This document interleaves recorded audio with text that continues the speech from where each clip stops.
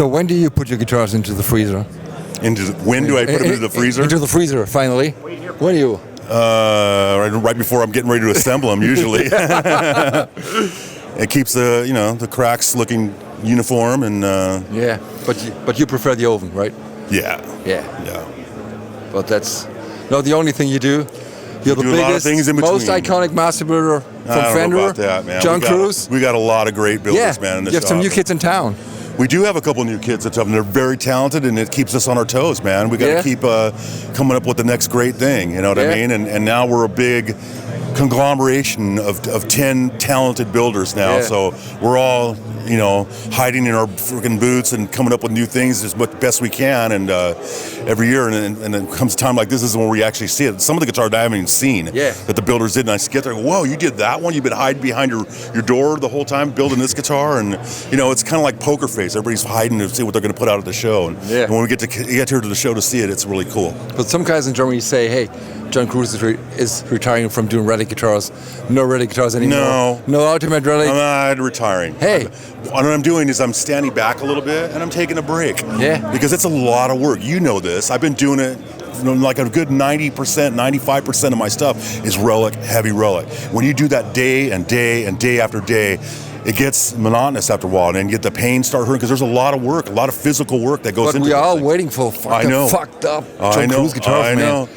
And like I said, I told you this before, I'm taking a break from it right now, stepping back a little bit, doing some other things, stretching out. A little bit more of the journeyman finish stuff is going over really good. So I'll be back. Yeah. I will be back. I promise you. There will be a return. There will be a return, and it'll be something new. And I'm learning more things as I'm taking this stuff, the time off. I'm learning new ways to do things different from everybody else. I always want to be a different type of builder from everybody else. Okay, so let's see the new stuff from NAMM here. Okay.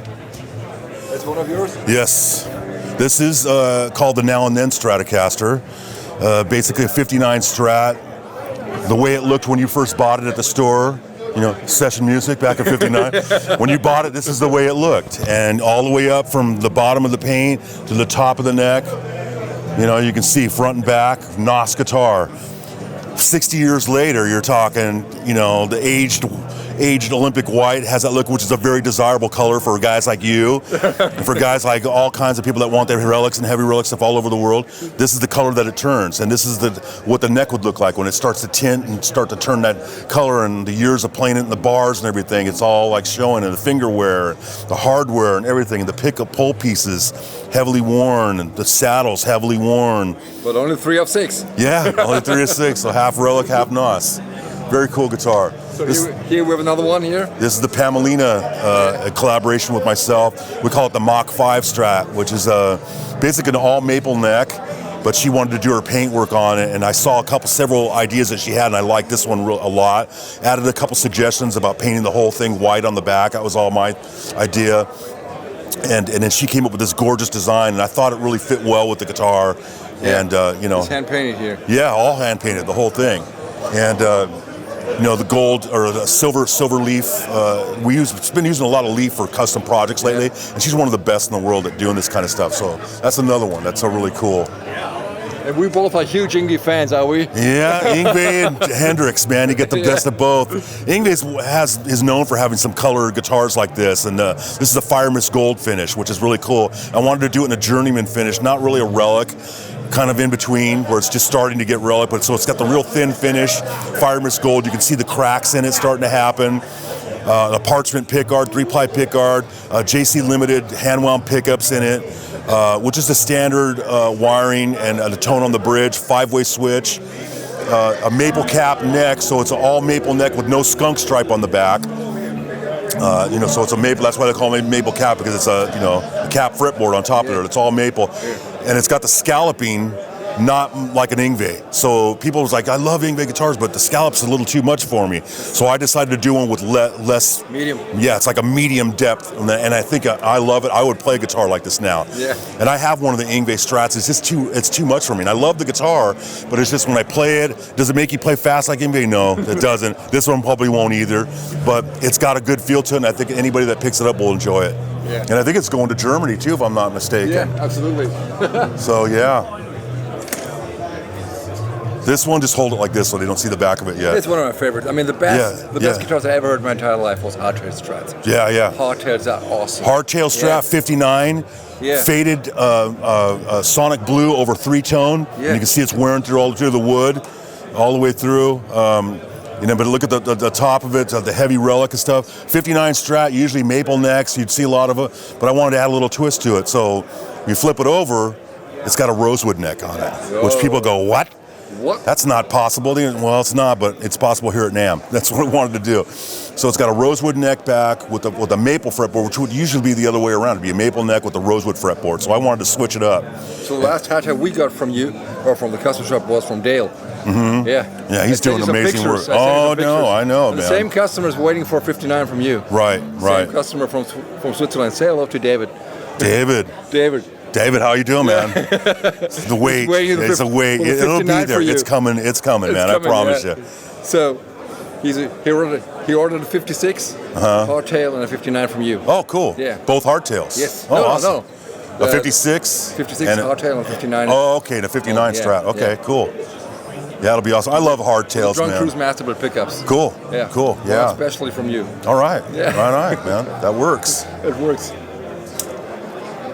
This one reminds me of a guitar of Greg Howe.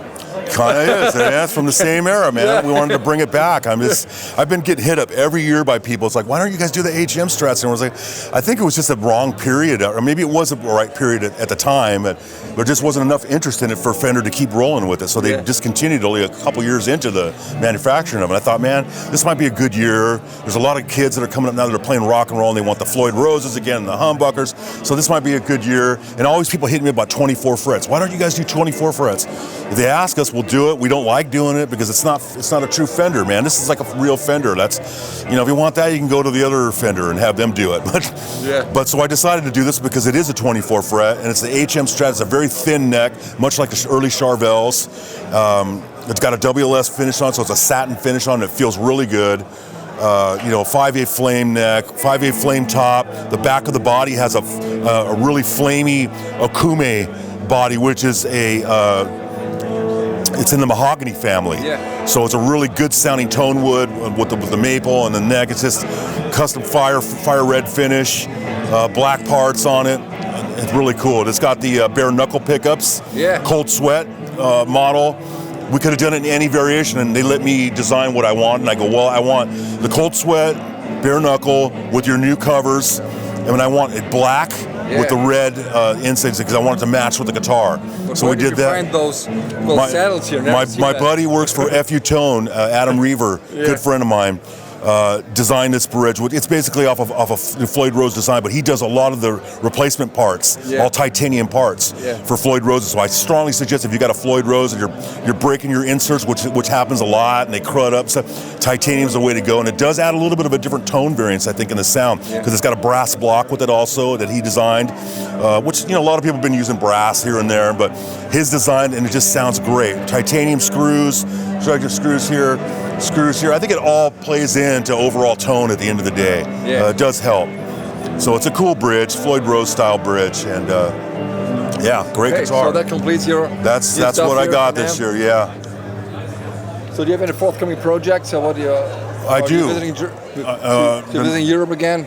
I'm hoping to get up there again. They got to get some of the other builders out there, obviously, but a lot of guys don't want to go. They just want to stay local, and everybody's busy at work. I don't mind doing it because it kind of gets me away from the everyday grind of building guitars and stuff like that. And I have a lot of customers, a lot of fans in Europe that I love to come visit because I love Europe. Anywhere in Germany, I love it. I was just there recently, and I've always fallen in love with the place, man. The food and everything, it's just like amazing, and the people are really cool. The guitar stores are freaking phenomenal. Your guys' store is like killer. Thank you. Got great customer over there. Yeah. Great customer service. This guy's great. You got to know that. Love this guy. And, I hope to get out there again soon. I think it'd be a really cool thing. Okay, so we're waiting for you? We're waiting. We got waiting for the return of the Ultimate Relic. Ultimate Relic again. I'm working on the next the artist tribute thing. Yeah. We did the Gary Moore a couple years ago. Went over really good. I can probably announce it now that we're finally going to do the Phil Lynott tribute P-Bass. Okay. Thin Lizzy. So be ready for that one. I wanted to release it this year at NAMM. We didn't want to cross-thread with the Jimmy Page thing, and I think it's better that way. So we're thinking either summer NAMM for a release for it. If not, the first NAMM of next year, we'll probably do it the first month of the next year is what we're hoping. But this year marks 50 years of Thin Lizzy since they formed. So it's like, this would be the year I'd want to do it, you know what I mean? And do it for Phil, do it for the fans, do it for his mother, because his mother's not well now. She's getting older, but I really want to do it for her. And you're playing in the Thin Lizzy band. I play in a Thin Lizzy tribute band, and we love it. I love to share the music with people that never got to see the show, so we're doing it. Yeah. And what, are you playing all Les Pauls? Well, no. I do a lot of my stuff on a Strat that I can do on a Les Paul. I will play a Les Paul sometimes, but they're so damn heavy, and I'm getting older. My back hurts. I want to play a Strat, man. I can do everything I got to do on a Strat. So that's what we do. Good. Okay.